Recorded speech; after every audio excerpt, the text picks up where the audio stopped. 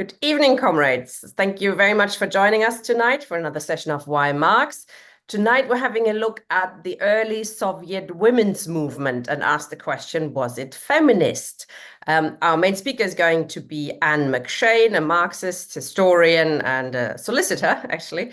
And perhaps it's a good idea to start with a definition of feminism first. Hi, Anne. Thanks for joining us. Hi, Tina. Hi, everybody. Thank you for coming along to listen to me this evening. I'm hoping that I can develop our discussions around this question in a more meaningful way than often is the case. Anyway, so firstly, I just want to say like a little bit about me.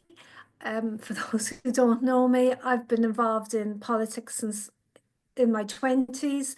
I was living in Britain and I became a member of the CPGB at an early stage in the actually maybe 1987. Anyway, I had always been interested in the woman question. That's where I had come from. That's what was interesting for me. That's what I believed in, women's rights. And I never really found out much about what happened in Russia over those years. And eventually, when I was much older, I decided that I wanted to go and do some research to find out about the movement in early Soviet Union, whether there was a women's movement, how it operated, and what it stood for. And really, it was to me, and I've said this before, it was like finding buried treasure. I hadn't known that there was such an extraordinary, vital, interesting, innovative movement there. I had thought, like many others at the time, that the women's rights had not gone very far beyond the legal rights that had been enacted in 1917, 1918, and that there hadn't been much more than that. And actually, I found that I was very wrong. Okay, so then to come on to this argument about whether the whether the early Soviet women's movement was a feminist movement, I think that, as Tina said, we should consider a definition of feminism. Sorry, I'm just like the chat's bit is a little bit. You can switch it off so you don't see it. Yeah, put it on the side, maybe. Yeah, it's up at the side now. That's better. Okay, so to start with a definition, now I'm just going to start with a very simple definition of feminism as a movement or an agenda where women's rights are fought for, and that feminism can take all sorts of forms, that there can be Christian feminism, liberal feminism, radical feminism, and then, of course, the last two, which would be most relevant to us, socialist feminism and Marxist feminism. I would describe feminism as a sectional movement because it is for that 50% of the population, 51% of the population who are women in different contexts. So I would describe it as a sectional movement precisely because it does not stand, at least not immediately, for the rights of men or transgender people. Depends obviously on the last question, what type of feminism you're talking about, but in general, this is how I would describe it. I think that when we're talking about the early Soviet Union and like defining the women's movement there, that what we often do is see it through the prism of the most recent struggle for women's rights in well the when I mean the most recent, I mean the kind of most recent history of second wave feminism in the late 1960s, 1970s, and the early part of the 1980s. This was the time when women's rights came onto the agenda in the form of women's right to choose, women's participation in society as equal, the Equal Pay Act, women's movement in the civil rights movement in the United States, all of the women's marches, Greenham Common, all of those struggles of that time are our most recent history. And I think that when we look at the history of earlier women's movements, then we tend to look at it through that. And in fact, many of the women who played a prominent role in the 1970s came from the left themselves. And this brings me to the point of the status of the woman's question within the communist movement of the 1970s and 1980s. In all respects, in reality, it wasn't a question that mattered much to the leaders of many communist parties. Women were seen as ordinary party members, but often didn't have many rights. I mean, in the Communist Party of Britain, which split from the Communist Party of Great Britain in the 1980s, I remember going along to some of their book sales, and women were the ones that made the tea and cut the cake and served the men. And I believe that that was often the case in Communist Party branches. We had, of course, the development of Eurocommunism, and this basically was important in defining socialist feminism and Marxist feminism, insofar as, many of the leading people in that, again, came from the communist movement, but they decided that they wanted to be feminists first and foremostly, and they looked at the history of the communist movement at that stage, because I think they didn't really know a great deal about earlier periods, and they saw that it was abysmal, and basically in that period, feminism and socialism, or feminism and Marxism, began to be like merged together, or I should say more correctly that feminism became attached onto Marxism, or became a corollary of Marxism. So basically, it really was something that worked, in my view, mostly for women. It was really women that would be Marxist feminists or socialist feminists. Now, I know that somebody's going to say to me, because it usually happens, that men could be feminists as well. But when I'm describing that movement, I think I'm pretty correct that this was mostly women. So from the period 1930 to the 2000s, I would say that there was very little awareness of the early Soviet women's movement among the left. Academics, particularly from the late 1970s, 1980s, they were writing about it, but we ourselves really did not know much about that movement. In fact, even today, there's not enough known about our own history as a movement. The Soviet Union itself and many of its satellite states, like as in Bulgaria, Yugoslavia, they prided themselves on women's rights, but this was an illusion, a deliberately perpetuated illusion. Women were not equal in those societies.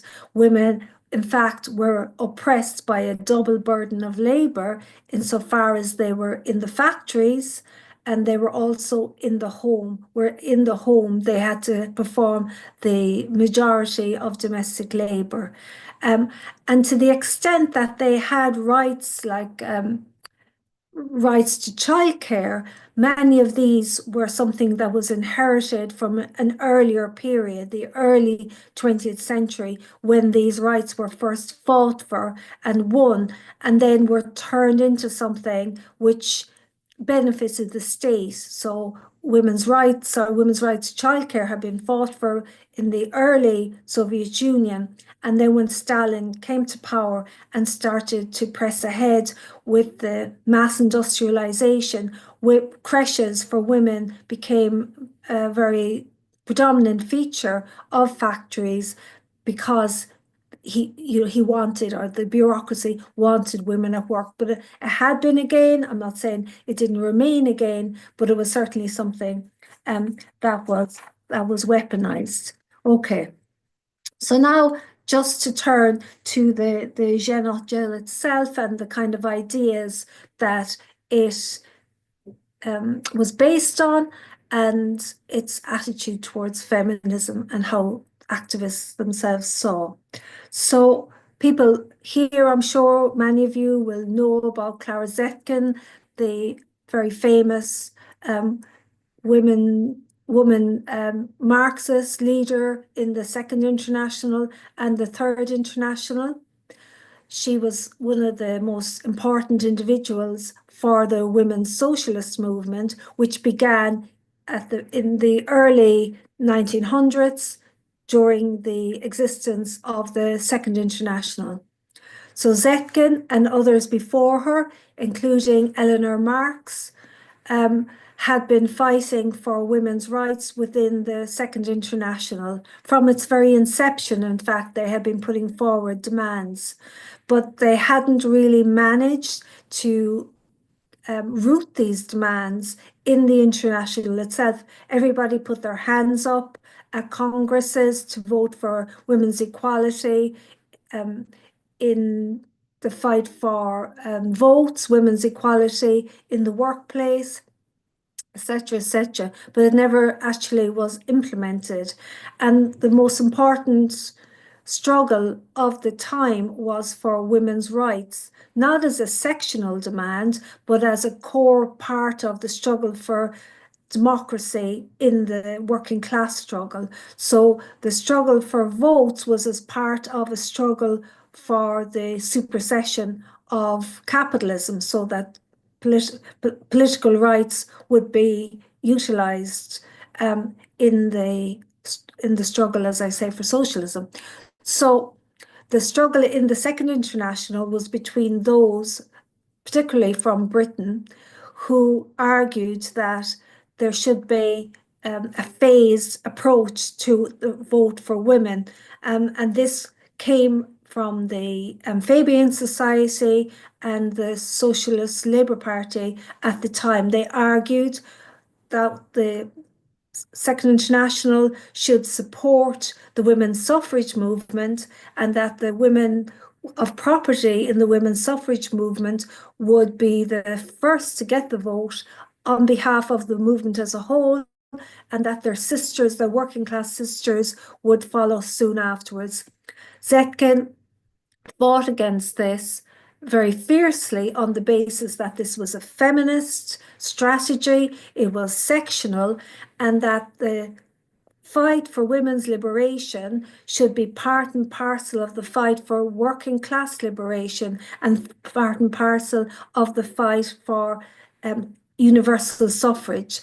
In fact, the other struggle at the time was with the Austrian SDP, who supported the vote for working class men as the first stage of a vote for working class women. So in a way, it was being sectional, but from a different angle. So they thought that was better, and in fact, many of their women members agreed that it was better that there would be the vote granted to working class men first, and then women could get it afterwards. In fact, there were very many negative approaches to women's involvement in politics from among men in the international, because they were seen as conservative and backward, and likely to vote for the right-wing parties rather than the socialists.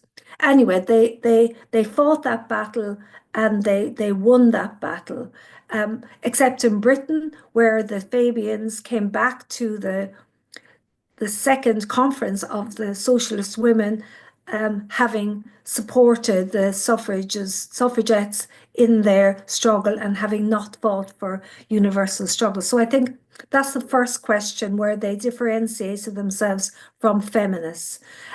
People often say, well, particularly academics, that the difference at the time was that these were all bourgeois feminists, but I myself would differ with that. I don't think all of the suffragettes were bourgeois women. I think many were working class women who became involved in that struggle because they saw that as the way forward. So therefore, when Zetkin was arguing against this and joined by others, she wasn't alone, as I've already said, but they were arguing for working class women to take up their struggle in the workers' movement as a whole and not attach themselves to bourgeois women. So anyway, so that was the first question. So secondly, the other issue was about how the fight for women's emancipation would come about. This related to the question of organization. So Zetkin had been fighting, as I said, within the International for the women's struggle, women's rights to be placed at the core, and was only formally successful. Frustrated in the end at their lack of ability to make progress, she decided, along with Kollontai, to set up the Socialist Women's Conferences. This hadn't been her first choice. She had hoped that it would be accepted that by all concerned, because they all subscribed to Marxism, because they all subscribed to the ideas of Friedrich Engels and August Bebel, who'd both written on the question of women's position within society and the need for socialization of domestic labor, etc., etc., etc. I'll just speak a bit more briefly about that in a minute. But in any event, they had thought that because this had all been formally agreed to, that it would happen, or at least they hoped. And so they got nowhere, and that's why they set up these conferences. So so just briefly to talk about the ideas of Engels and Bebel. So I apologize if people are already very familiar with this, but a man called Henry Morgan wrote a book in the 1800s based on research he had carried out as an anthropologist studying the Iroquois Indians in North America in the state of New York. So he studied this society, which was still a tribal society, to see what the relations were between men and women and within the society as a whole. Anyway, he came to the conclusion that early human society had been communistic, and that the role of women within that society had been equal, if not, more important, that matriarchal relations had existed, and that families had been large entities within which women had, how can I say it, had a prominent role, like because the children were connected through their mothers, and women played of course the primary role in having children and rearing children when they were very small, but that men and women worked together, and that there was a division of labor that had meant that society was able to work in such a way that women weren't oppressed. And that, as Engels said in his book, which was based on Morgan as well as also Bebel's had been, was that the end of primitive communism had meant the defeat of the female sex. Now, since they wrote these books, based on Morgan. There's been a huge amount of research, and I would recommend anybody who's interested to look at the website of the Radical Anthropological Group because of the work they've done and others which shown that the early theories of Morgan were very accurate and that early human societies were exactly matriarchal and communal.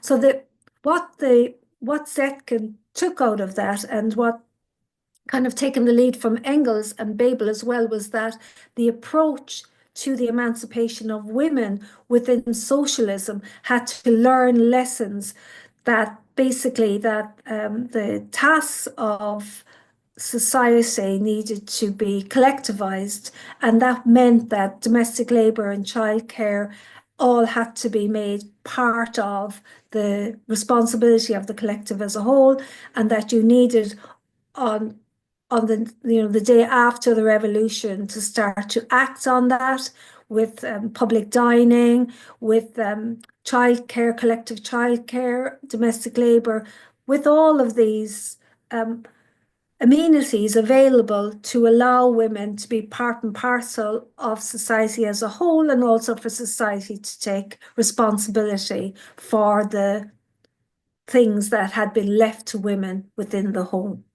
So this was something that, of course, was immediately important to women, but it was fundamentally important to the success of socialism. Indeed, like Zetkin and also women members of the Genotel continually argued that without women's full involvement, there could not be socialism. So anyway, so 1917, we have the first February Revolution, and the women in St. Petersburg, Petrograd at the time, came onto the streets on International Women's Day. International Women's Day, of course, being the day that had been set aside by the international movement on the initiative of the Socialist Women's Conferences. So they come out that day on strike against the war, against the conditions of employment, and for fundamental social change. These women, many of them, were not like just a kind of elemental force. They were not women that were ignorant of politics. They had been involved in struggles for many years, and Bolshevik women in particular had worked among them prior to 1917. Anyway, so after the October Revolution, immediately the legislation was passed stating that women were to be made equal in all aspects of Soviet society. So after about a year, many of the leaders of the Bolshevik women's movement were becoming very painfully aware of the fact that the law hadn't really had any practical meaning. So, of course, there's many reasons for that. And, the situation in the revolution at the time, the defeats, the civil war, all of these things are important, very important for us to consider in terms of their inability to make headway. But they believed that really the emancipation of women wasn't something that should be left to a later time when conditions were better, when the economy was good, etc. They believed that they needed to be part and parcel of all organizations of the working class from the very beginning, because that would define the nature of the revolution itself and the nature of socialism itself. So anyway, so because of the failure to make progress, they decided to hold a Congress, and this was a mass event in November 1918 in Moscow, where delegates came from newly formed women's committees right across the Soviet Union. And that organization itself decided to take immediate action to form commissions and begin to do some practical work in setting up childcare facilities and other amenities. So after some time, some months, the Genotgel was formed, which was basically the Central Committee saying, yes, we can see that was a good idea. We agree that this is important and we'll take it under our leadership as a party. This was after years of resistance on the need for a separate women's organisation. Anyway, so the Genotgel was an organisation that battled for its existence from the very beginning. So one of the things that was a core problem for them was the fact that formally it was accepted and was part of the party, and indeed it was a section, a department of the Central Committee, but in reality it was not treated seriously. So, for instance, the department would have a representative would go to the Central Committee, but they would be told that they had to sit in the hallway during the Central Committee meeting, and then when it came to the women's question, they would come in and give their report and have to leave again after that. So it was treated in a sectional manner. Another issue was from the beginning, it was seen as a hindrance because it put in place factory inspections to protect women in the workplace when they're pregnant or when they had a baby, just in general. And their representatives were seen as a nuisance by the factory owners and by trade unions. I should say that among a number of really interesting initiatives was the creation of women delegate meetings. And this was an initiative of Ines Armand, who people may also have heard of. So the idea was to set up an organization that basically was responsive and was not did not have permanent structures. So these meetings were set up in districts and in factories, and women delegates would come together from different floors of the factory, and they would have discussions, they would take initiatives, as I've already mentioned, childcare, etc., laundries, and they would also they would also select delegates to go for training in different government departments and factories so that women could become more educated in the workplace, and then the woman that had been a delegate would come back and train others. But delegates were often treated very badly. Again, they were seen as a nuisance, and in a situation where there was enormous pressure at the time, like it was argued that this is the last thing we need to be doing. We're not able for this now. And what often happened was that they were called feminists.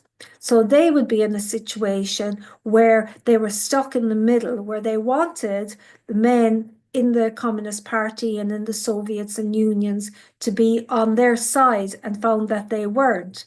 They were determined not to give up their struggle, so they ended up being marginalized and being depicted as feminists when they themselves said, well, we're not feminists. We're not feminists because we do not believe that this struggle that we are fighting is for women alone. This is a struggle of a transformative nature for society as a whole, because it will dictate the kind of socialism we have if women are integrated into the struggle as equals. It's not to say that all of the men in the leadership or otherwise were equally like negative. Men like Zinoviev, Preobrazhensky, and very famously Lenin did support them, and Preobrazhensky and Zinoviev were on the editorial board of Kommunistka, which was the journal's central paper for its activists. So there were some that supported them, but in general, it was seen as something that was marginal, and it struggled to make change was always limited by this. Nevertheless, it had a very, very loyal base among working class women and further among peasant women because they created the organization not just in the cities of Russia, but right across the Soviet Union, including in Central Asia, where I have done my research in Glasgow University on. So it was an extremely dynamic organization, but obviously it was up against the odds because of the situation in the Soviet Union at the time. But as well as the situation they were in and the practical limitations on what they could do, there was this lag of male chauvinism within the party. Indeed, if you read Memories of Lenin, well, no, actually, what's it called? No, it's not Krupskaya's book, it's Zetkin's book, Conversations with Lenin.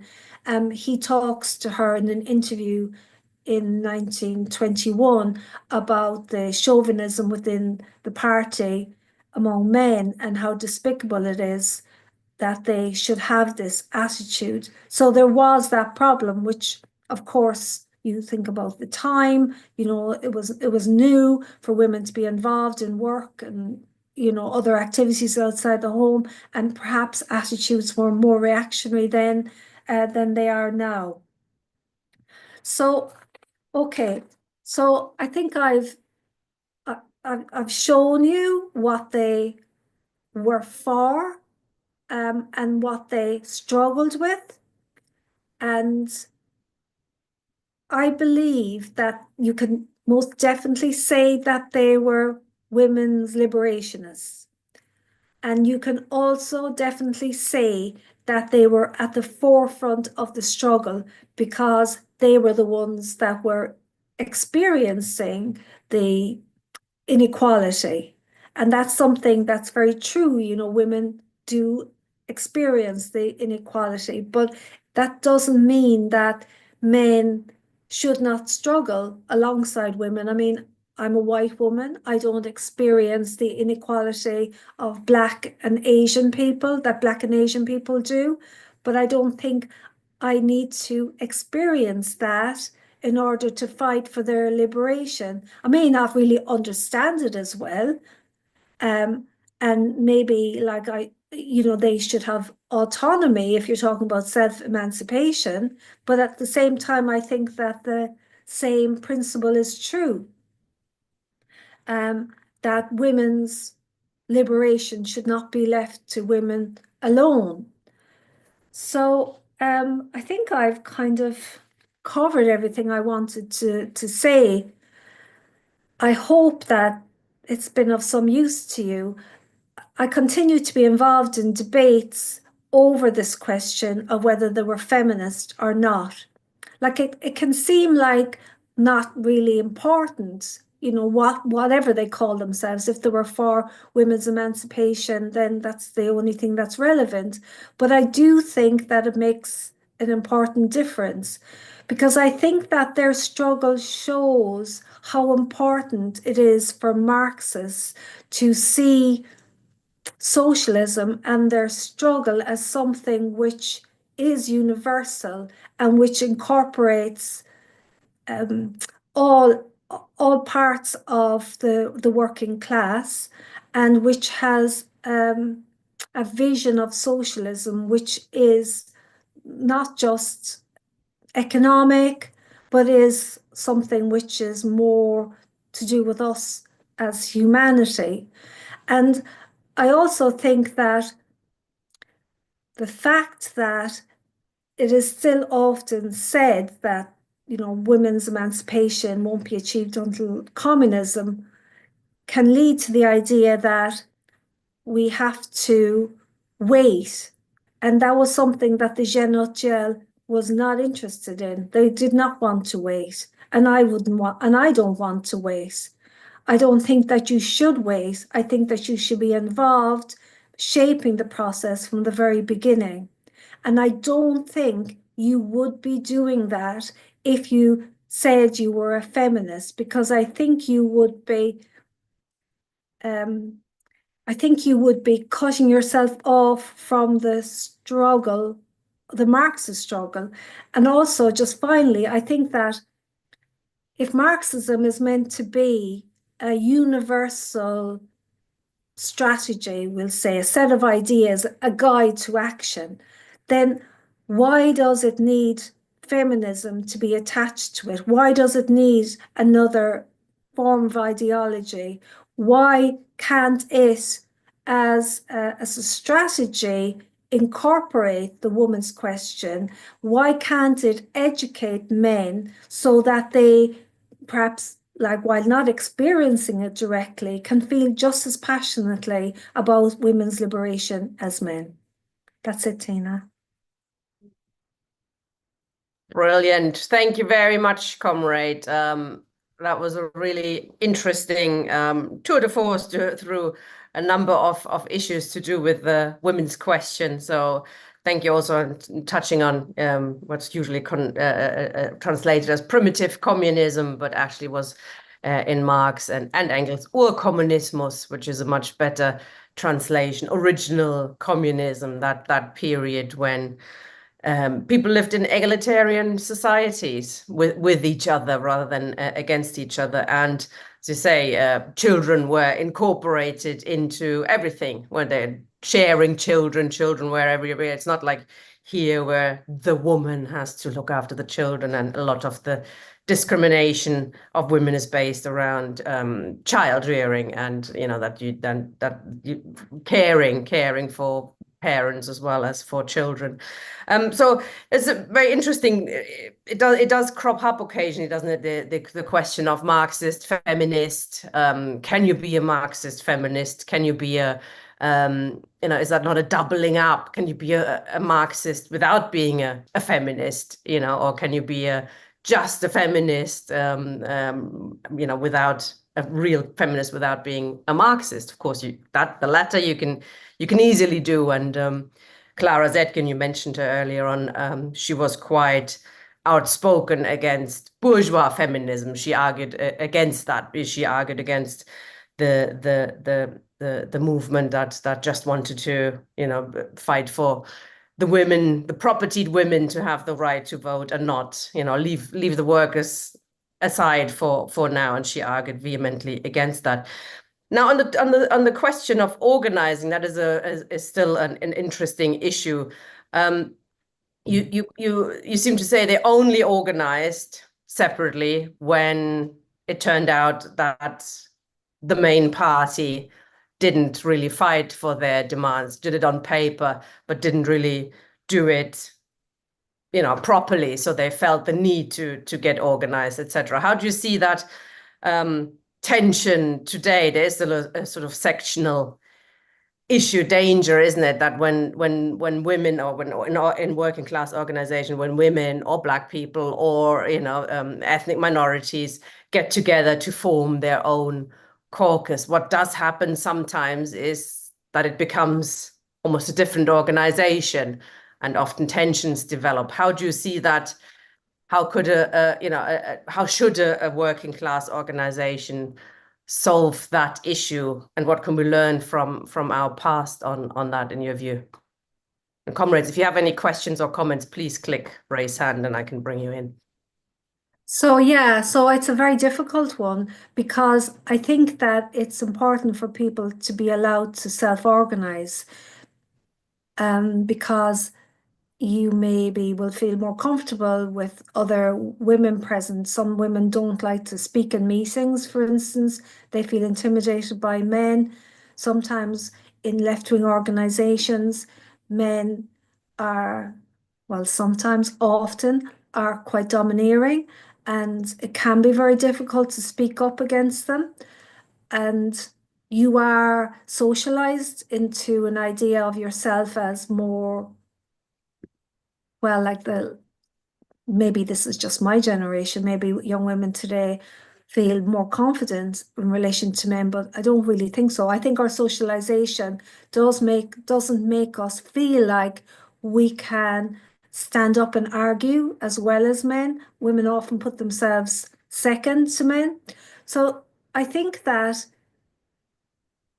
it's a difficult one. I think though, like unless you absolutely have to, I don't think it's a good idea to have a permanent form of separate organization. Like in when I talked about the different organizations, part of it was that they wanted them to work among working class women, and the party wasn't interested, so they had to do it. And to be fair, it probably did need to be women that went out there and did it, because women in the working class in that era wouldn't be used to men coming up to speak to them about issues like, breastfeeding or something like that. They couldn't have done that. And in Central Asia, where I studied, there was a practical need for women to be organized separately, because they were veiled women and they would not have been able to meet with men outside of their family. It was, would have been a huge social taboo. So I think that having a separate organization, a permanent separate organization, is a mistake. But I think that that there is nothing wrong with self-organizing. And I don't know whether this should happen within a party structure. Like, I know the CPGB would be against having a women's section for the reasons that you've spoken about, because it can become like very separate to the rest of the organization and develop a different kind of politics. And it can lead, and will invariably will lead, to the women question just being the preserve of that group. Um, but sometimes you do need to focus on a subject, and not all the men are interested. And no matter what you say or do, you just can't get them to pay attention to the question. So, for instance, if you want to recruit women, what should you do? Should there be a women's section, or should some women come together to go out and recruit women? Or like, the men should be involved, but invariably it doesn't really happen. I don't think a lot of notice is taken of these issues, or issues like childcare, having meetings at times when women can go, having childcare facilities available so you can actually go to these meetings.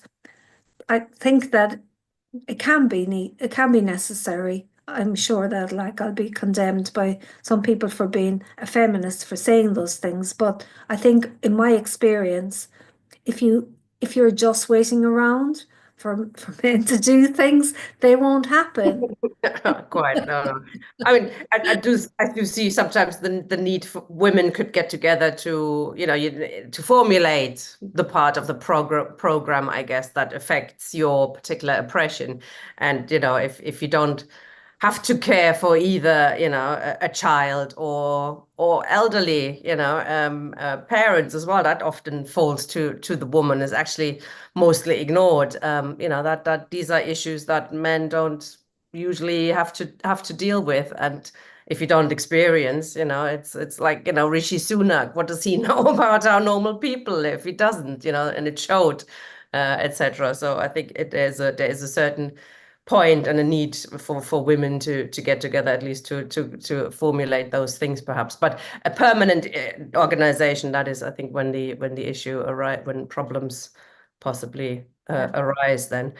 I mean, you touched on this in your opening, and that is another interesting question, isn't it? I mean, can we actually solve this, women's discrimination within capitalism, or is that actually something that can only happen within the transition to a society that is much, much more similar to the Urkommunismus of the past, which is like an entirely different mode of production, entirely different way of living together, and doing away with everything before we can actually get back to a society like that. I mean, there's a tension, isn't there, between things we can do now. No doubt there are some things you can do now, but could we solve the women's question within capitalism, in your view? Well, no, I don't think you can, because, like, for a number of reasons, mostly to do with the fact that women can't play a full role in society, number one, and also like it seems that although we have formal equality, and many women are in a much better position than they would have been, in terms of my mother's generation, but you still have so many contradictions going on. Like, so for instance, young women today have huge issues with how they look, how they are, how they measure up. Um, and like issues like sexual harassment or, other threats to women's personal lives have not gone away. So, like, in a way, it can be a more dangerous world, although you have more equality in a formal sense in work. So I think that you can't be emancipated once private property remains.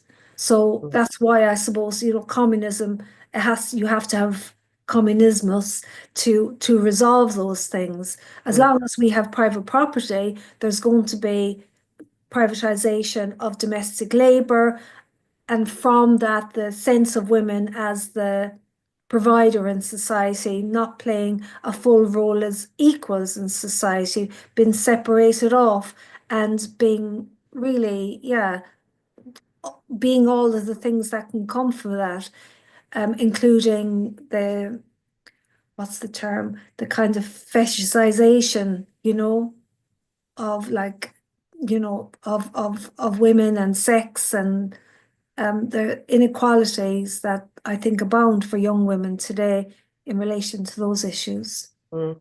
And I Mm. think at the heart of it, I guess, is that the family today is not just, oh, we love each other so much and that's why we all live together. It is an economic unit, isn't it? The family serves as a way, to be exploitable, to make families exploitable by capitalism. So the fact that we're raising children for free, not just for free, we're paying all the money to create new workers. We're looking after the old in society, and the family is not just a loving unit, but it is an economic unit, and it is intrinsically linked to the way capitalism works and is run. And I guess that's why it has to be done away with that way. That is at the heart of women's discrimination as well as of men's discrimination as well. Yes, like, so within the family, although the form of the family has changed, there are many more single parents now than there would have been before, but still childcare is privatized. Still it is a resource for capitalism. Still it doesn't, like even today, like here in Ireland, childcare is expensive and practically non-existent for many women, and they're not able to go out and, take part in society because of that. And then women are stuck in low paid part-time work. So it has, yeah, all of those ramifications. And so, yeah, it's never gonna allow that to happen. It's Mm, never gonna, it's never going to, it's never going to take on responsibility yeah. for social aspects of people's lives. So in that sense, I mean, it's, the way we organize is, of course, the way we organize now is a reflection of what we want to create in the future as well, isn't it? I mean, there are some groups who kind of, we have the way we organize now. It's not political, we might not allow disagreements. Might not allow these, discussions. But the communists, and we were fighting for a society where all these things are allowed. Just in the here and now, we're organizing differently. I mean, that does create issues, doesn't it? That if we are saying, and I'm sure you have that view as well, that we have to behave now in the way that we want a different society to behave. How can you solve in organizations the question of women's discrimination? Is a reflection, isn't it? We have seen it in the Labour Party. It was not overrun by anti-Semites. But of course, there were a few anti-Semites in the Labour Party because it is how society is still working. How can we build organizations? I mean, you've mentioned a few things, childcare, etc. But is it realistic to expect that we can build organizations where men, behave better than the men outside society? How do we make them behave better in our organizations? Well, I suppose education really is the key. And I think that developing the ideas first set out by Engels and Babel would be an important feature of that. Like when Engels wrote the book, The Private Property in the Family, State Private Property in the Family, it wasn't something that was being put in place for all time. It was like him sitting down, looking at Marx's notes on it because Marx had died, and saying, here's some ideas that I think might be useful based on my research. And in Rabotnitsa, which was the women's paper that was set up by some Bolshevik women, what they took from it was, look, they didn't go back into all the details because it was a popular journal that was being produced at the time. And they said, well, what it has shown is that women and men's relationship has changed over time, right? We can form a new society can come about in different conditions.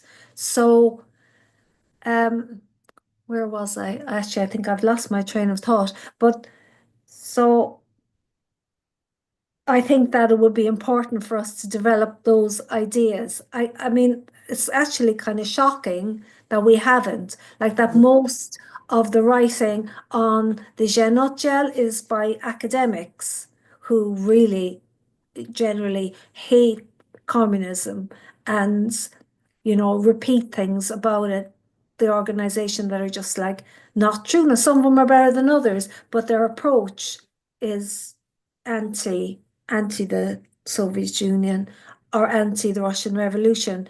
And so I think like if you understand something perhaps more profoundly, it'll help you to change how you behave. I don't know, it's a difficult one because you're not going to have like little microcosms, or maybe are you? I don't know. Yeah. So often you do find that men outside the party can actually be better.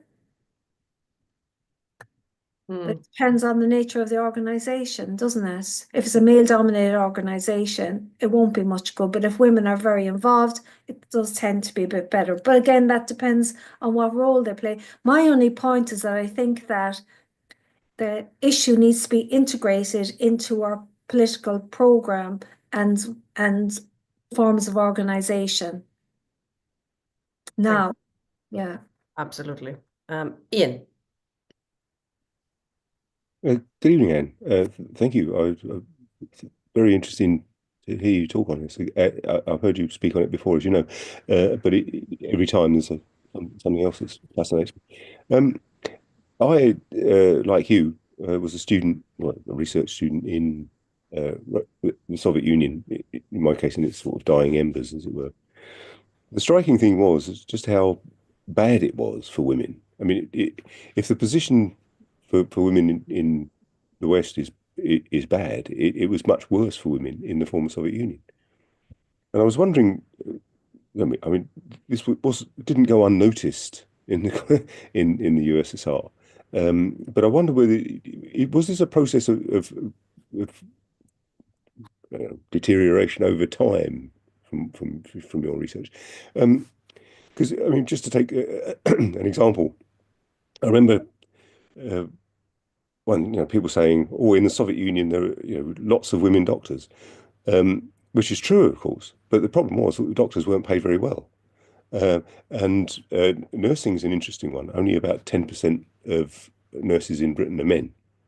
But in the Soviet Union, I never met any. Oh, I met one. Sorry, he was the bloke who drove the ambulance on the psychiatric ambulance service in Moscow, and he was usually described as a feldsher, which has a kind of quasi-military feel to it as a doctor's assistant, unlike the obvious kind of medbrat, medicinski brat, medical brother, which I never met a single one. So it was that point where it got worse, and seemed to get worse for women, or was it? Can you still describe there being gains of the revolution for women one of the things that struck me as well was uh, the way in which the peasant the structure of peasant family life was transposed into Soviet family life. So three generations living in one small flat wasn't at all unusual, and that played a crucial economic role because you needed a grandmother, and typically it was a grandmother because a lot of the men, because average male life expectancy for men was very low, and so it was typically a grandmother who would go out and pick mushrooms, or it would be the grandmother who would queue all day for stuff because and that played an important role in the whole kind of family life. And to what extent was it a peculiarly Soviet thing, or was it a peculiarly Russian peasant thing transposed um, into the Soviet sphere? Uh, uh, yes, that's all for now. Thank you. Thanks, Ian. Do you want to answer that, Anne, if you can? You don't. Well, I can if you want. It's just I saw somebody else. It's best, but I think it's best if you answer after each question is a bit. Oh, okay. So that's such an interesting point, Ian, about the crowded quartiers with all the family in there together. And the fact that like so much of what people still do is very like peasant, like, with the dachas and people going and bringing the fruit and whatever, they've grown there, coming back and making all these soups and sauces, but that could also be just the bloody poverty, the poverty that existed there. So I don't know. I think it's really contradictory. I actually don't know as much about that after period as I do about the before 1930, but I have read some research which shows that like that basically so for instance, the depiction of the woman on the tractor, the tractoristka, with the scarf, that very powerful image, that was something that, well, women who were tractoristas were also had all of that other stuff at home, right? But they did enjoy the independence of this job, and that was of value to them personally, and they saw their work as important.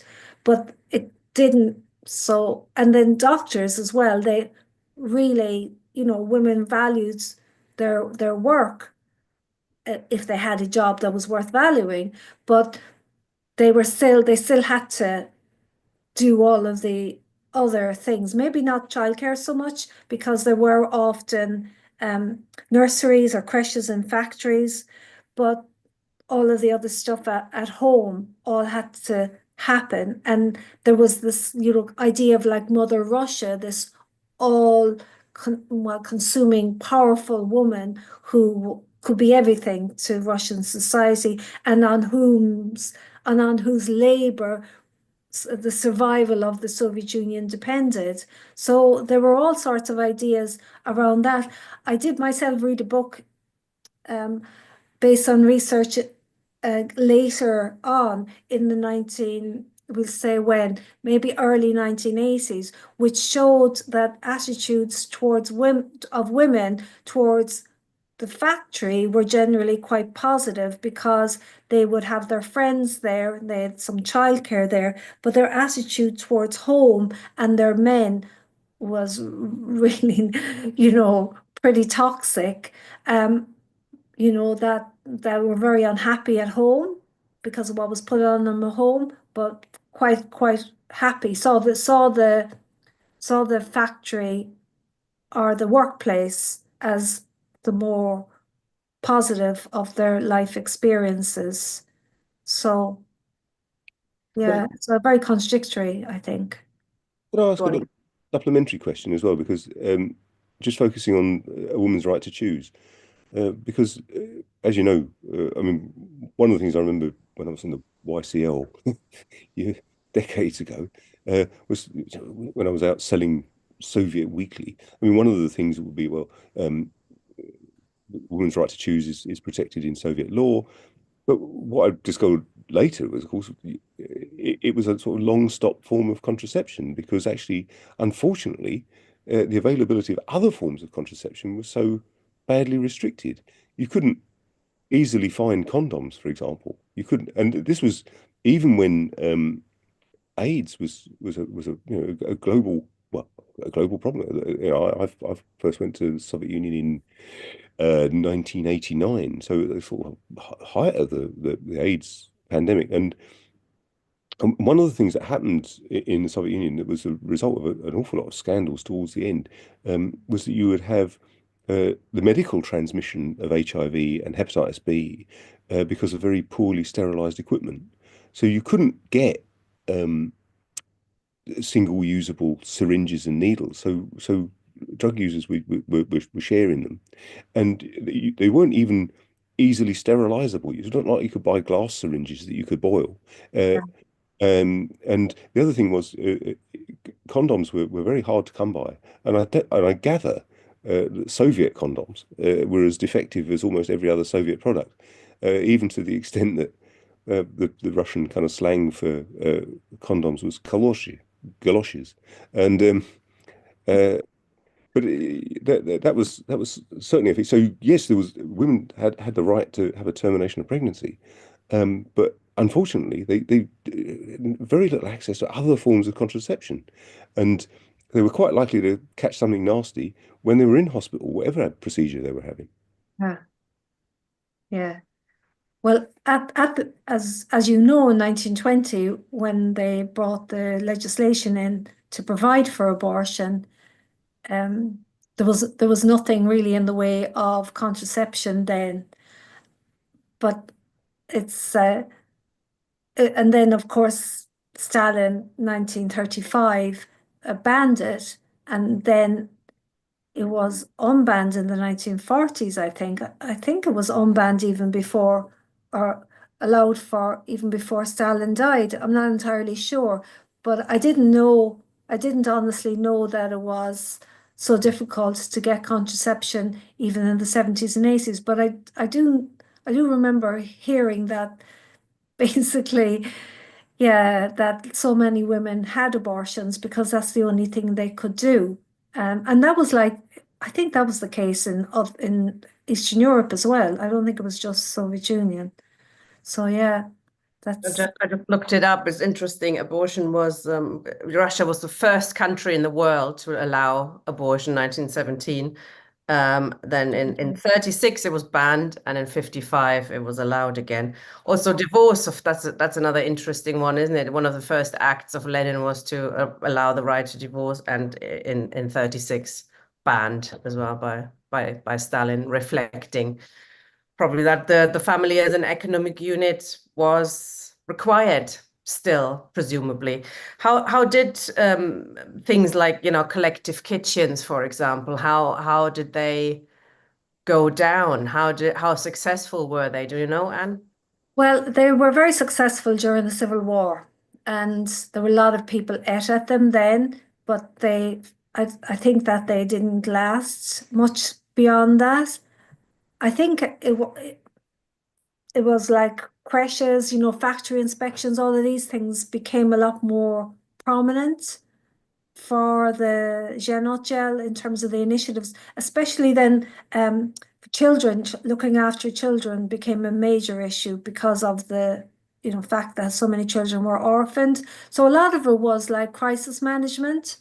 And I suppose what you needed, like during the Civil War, was the ability for everybody to have some food every day. And so for that reason, the kitchens, the public canteens, but there is still something that exists in Russia, which has its roots in those, the stalovaya, the canteens, which, still, as Ian will know, produce foods, for people, which I honestly think is quite good, the foods, which is cheaper than anything else. So some things like that began then carried on in a different form. So I think that's kind of, I think it's interesting. I mean, I'm not saying that the gains were never lost because obviously they were, or they were changed into something else, I'd say would perhaps be the most accurate way to describe it. Lawrence is gone, is he? Yeah, yeah, I think he's left the meeting. I mean, childcare is another interesting issue, isn't it? I mean, it was useful, of course, for women as well, but it was also linked with the need that you had to go to work. I have a friend who used to live in East Germany. She said you didn't have a choice. Do you want to have childcare or not? You know, you have to go to work when the baby was a few months old. You financially, and you know, it's just wasn't a thing to stay at home moms. You know, it was not a thing. So they had to organize childcare. So it wasn't necessarily out of, you know, just a women's liberation, but it was to exploit them economically. Minnie, hi. Hi. Yeah, thanks for that talk, Anne. Really interesting. I suppose I'm just talking about bringing things a bit up to date. And just on the last point, I think, you know, women and childcare and within capitalism and the extra burden of extra work, etc., caring, it's backfiring, isn't it? Under capitalism, a lot of women are deciding not to have children because, you know, financial reasons, career reasons, work reasons, just the fact that you're going to be the one who's going to be responsible for the child for the rest of your life and no one else, because you know that, you know, that's the score at the moment. So it's kind of backfiring, you know, there's a lot of talk about population decrease, and that plays into the divide and rule. I'm just looked at a poll, Reform UK, the other day. A young man came on television and said feminism has gone too far. So it's now becoming a reason to join a political party. Feminism's gone too far. Obviously, I think that intersectionality does play into the divide rule tactics of imperialism, capitalism, accumulation machine, you know, blame migrants, oh, blame women, come into this party, women won't have as much power. Also, you know, the fact that women, there aren't as many women represented maybe in the left. I think a lot of women, they're time poor because they're doing all the work at home as well as working as well. Now I was staggered when I worked in a union.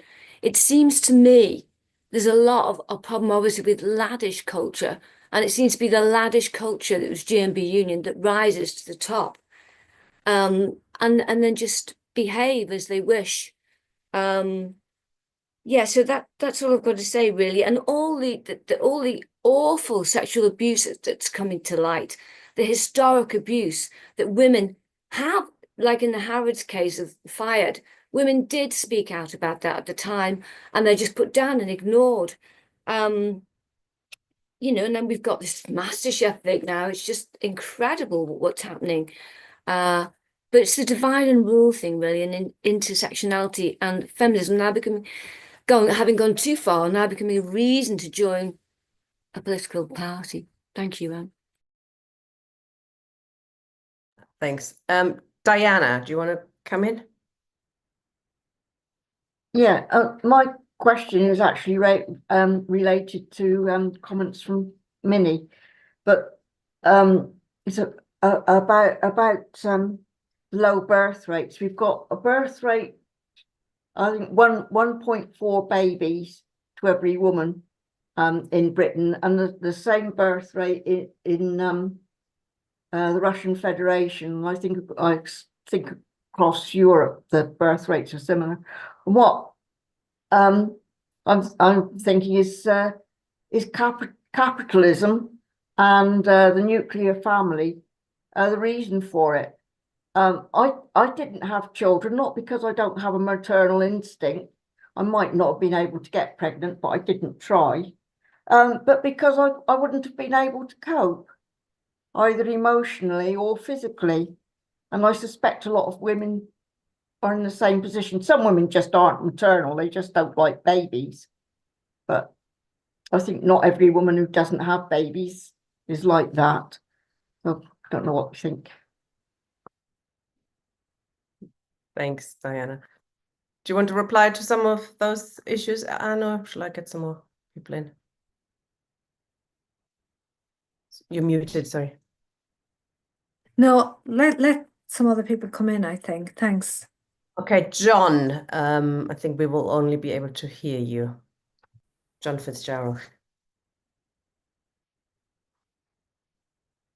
John, you there? Can you hear us? Yes, thank you. Thank you for a big piece of history. Yeah, I've been for a meeting not that long ago. I've forgotten who actually said it, but apparently in the United States, something like 51% of women are now single. I'm just sort of wondering what, because the whole idea of the family and the fact that the woman always has the two jobs, bringing up the children, going to work, whatever. So yeah, that's what I've heard. Just over 51% are single, which I was very surprised at, in actual fact. But yeah, that's all I really wanted to say. I've just read I tell you what, I've read a study about who are the happiest people in the world. It's married men and single women. Charlotte. Yes, I agree with what Diana was saying to a fair degree. I think one of the problems we have is the sort of feminism as opposed to egalitarianism. Because when the women all lined up to fly in combat in Russia during the Patriotic War, the Second World War, they did it as volunteers. And also the women who drove tanks did it as volunteers.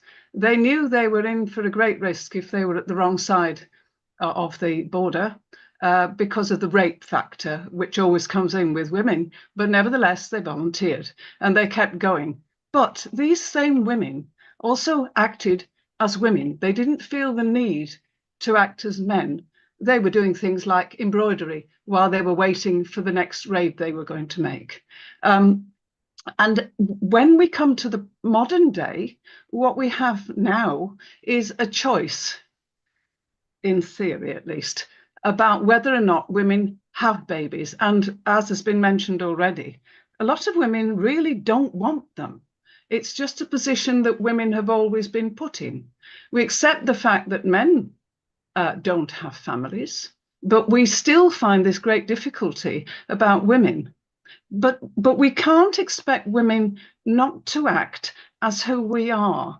We can't go fitting them into somebody else's system or idealism about the fact that, well, you must behave in a more business-like manner and all this sort of thing. If that's not in you, why should you? We're all supposed to be different. The idea of coming together is a great one because we should work together. And the way the world's gone at the moment, and with the number of children that are being deliberately harmed through systematic harm, this is a good time to keep families together and not to bung the baby into the nursery at 3 months old because mother's going back to work because she needs the freedom. If she wants the babies, then I think it's up to the woman to actually look after them. And also it's not up to the state to force her out of that position economically. And there was a great deal of care within the Russian system, certainly.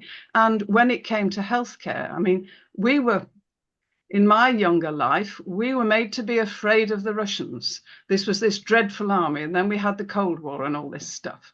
I went to Russia in 2001 and 2. And the way the Russians were was very much like us, except they'd had a much worse time than we had. And yet, you'd still got all this liberation of women, except most of the women I spoke to while I was there objected because the men weren't picking up their share of any of the work at home. The idea of communism is lovely as far as it works. But the problem with all the systems is that there are always people who want to be on top.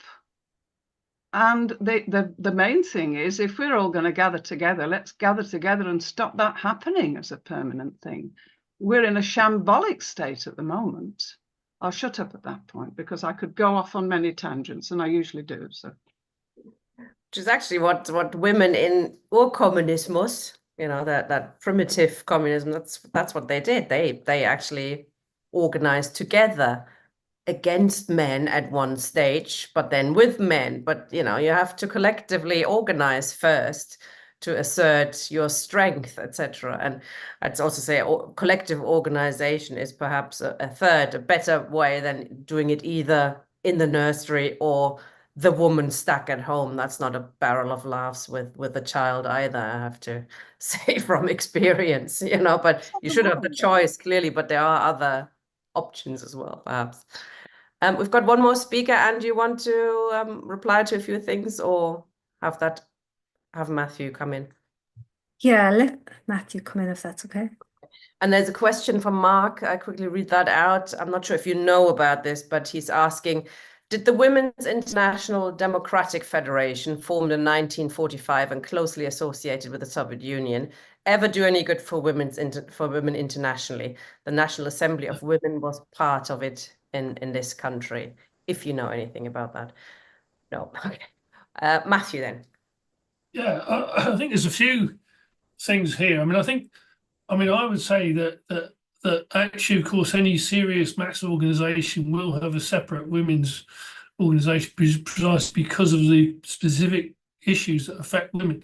And therefore, you know, if the organization is any sort of, you know, has a life to it and actually has a substantial section of the working class in it, then it will and should have a separate women's organization precisely because for those material reasons.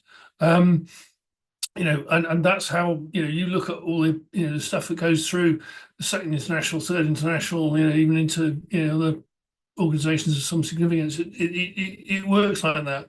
The second thing I think is the importance to say, well, actually, of course, women have a better record of revolution than men. You know, if you look at what happened in the February Revolution, women said, we're going to celebrate International Women's Day.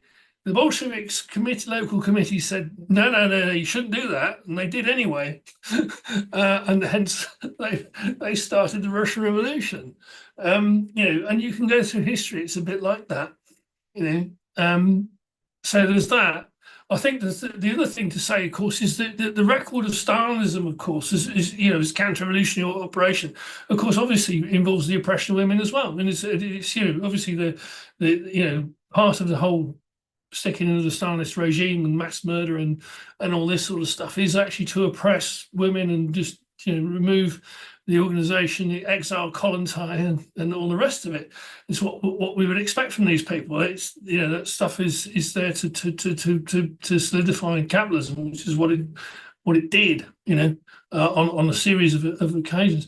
I think the other thing, of course, obviously under the conditions, you know, in which obviously what we live in is a transitional epoch. The capitalist class itself then tries to incorporate, as it tends to do in order to preserve itself, tries to incorporate, you know, the some of these things into its own system in order to try and stabilize itself and offer some form of mediation in terms of the question. So you see, obviously, the effort to incorporate March the 8th as International Women's Day is now, you know, seen as, you know, by you know, all the political operatives of capital as one of those things that they do, you know, and you know, the incorporation of a section of women into imperialism and, you know, mass death and all this sort of stuff, you know, as an effort. I mean, clearly that's, you know, part of that thing. But I mean, you know, fundamentally, as we say, you know, we say obviously they don't solve the issues that the mass of women and the mass of people don't face. They can't. You know, the system is decaying. And this is why, I mean, people pointed to declining birth rate. I mean, people have a choice as to whether they have children or not. And under the conditions in which we live, I mean, many people just say, well, I'm not bringing anybody into this thing, am I? You know, that's unfair. I mean, it's a mess, isn't it? And quite horrible in many ways. So you can understand. I mean, you're seeing, you know, I mean, birth rate in most of the imperialist countries now is well below replacement. You know. Because people just don't you know see that they want to do that for some quite clear reasons in terms of the nature of the society, and of course, as people has pointed out, also of course the fact that it's a great vast cost that's placed on people in terms of their you now require at least two people to be working in order to support children. It's quite bizarre amount of effort that's been put on people to raise kids. So in those terms, and obviously, I mean, it's then the question: well, how does the left then put that forward and say, point out the nature of the system and the nature of the alternative? And the problem we've really got now, of course, is to say, well, our alternative to this, to what's going on at the moment, is this, and it won't look anything like Stalinism. And it shouldn't look anything like Stalinism. That was an abomination. It's gone. We'd be looking at something completely different. Thank you. Thanks, Matthew. Thanks, everybody, for contributing. And perhaps you could use the opportunity to also sum up this session and what main things we can learn today, perhaps from the experience of. Okay, thanks, Tina. Thank you, everybody, Charlotte and Minnie and Matthew and John and everybody else that spoke. So yeah, I think that you've got it. I think that, like, what I'm trying to say is that the project of the Genotgel was different from feminism because it wanted to integrate the question into Marxism.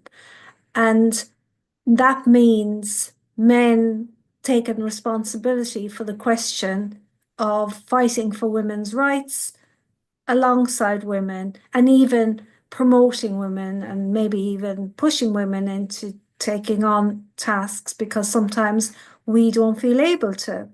But then also, I think it was Diana put it in there, that like many of us are well able to speak our corner, and very many working class women are well able to say what they think.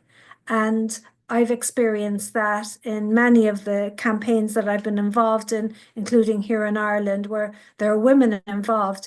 But it isn't a women-only organisation because it doesn't need to be, because the men involved aren't intimidating women to the point that they're going to shut up, or else we shut them up, because sometimes they do go on and talk to us too much, but we do shut them up. But that there's no idea of, I mean, I'm really just talking about the Palestine Solidarity campaign here in Ireland, which is a big movement now, is that there isn't any talk about a separate women's section because there's no need for it. I know that it doesn't set itself the task of fighting for women's liberation, so that's different, but it's not like that we can't work together with men and argue together with men as organizations, as an organized group.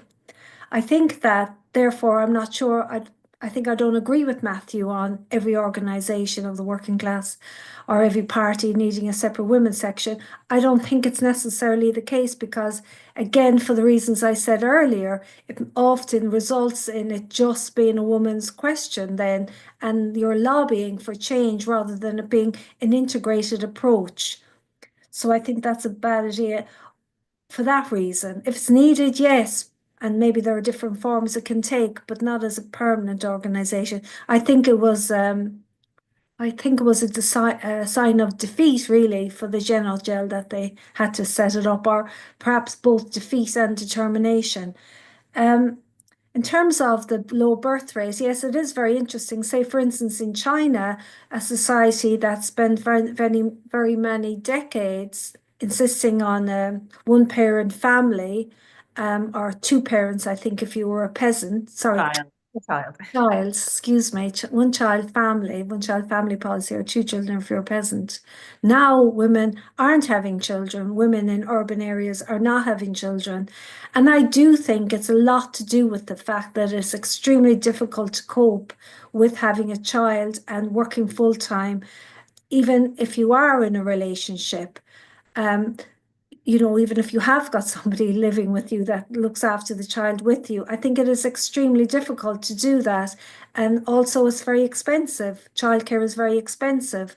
I'm not sure that I think putting children into a nursery is necessarily a bad idea. I just think it has to be a choice, whether, you know, you should be able to do it if you want to be able to do it. And also nurseries shouldn't be cold, you know, environments where children feel like abandoned by their parents, but full of people who want to look after them and love them. And I do think that we are able to collectively care for children really well. I mean, you know, I see that all the time, you know, and I think that we actually don't have an opportunity to do it in this individualized society we live in, and we should have more of an opportunity to collectivize childcare. Even for us as communist organizations, we should have a go at it whenever we have events where children, where women are, we want to involve women. We need to be able to allow them to bring along their children, and we're looking after them. And then they're also integrated into our organization. I mean, we've seen, you know, we talked about the Second International, but the SPD, the German Socialist Party, how all of these things existed within the party and how they were collectivized. So therefore the party becomes something that's not just an entity where you go to meetings, but it becomes part of your life. So perhaps that's the kind of idea that we should be striking for when we're talking about microcosms of the future. So yeah, I think the last thing I just want to say is that many of the problems for the genital didn't start in 1930. They began almost immediately, and they certainly began from about 1921 at the end of the Civil War and the introduction of the new economic policy.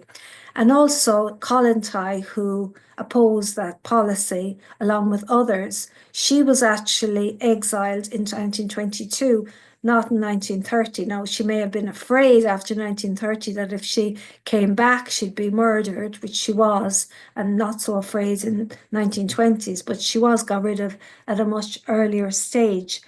And yeah, and just finally, just to say that on abortion, it wasn't Kollontai who wrote that legislation. It was Semashko and some others from the Department of Children and Family, but the genital had a huge input into it. So, and there's lots of stuff that should be discussed there, but obviously we haven't got time. But I hope I've been able to show you that this is a really rich experience, that we can connect with our own experience today, and that can give us an insight into our movement's history that, I don't know, hopefully will be valuable to us. Thank you so much for giving me the opportunity to speak tonight. Brilliant. Thank you very much. Very enjoyable and learned educational event as well. Thank you very much, Anne. Next week, we've got Michael Roberts talking about imperialism and especially the focus on China. Is it an imperialist country? Will it take on US hegemony, etc.? Hope to see you then, comrades. Thank you, Anne. Thanks, everybody. Thank you.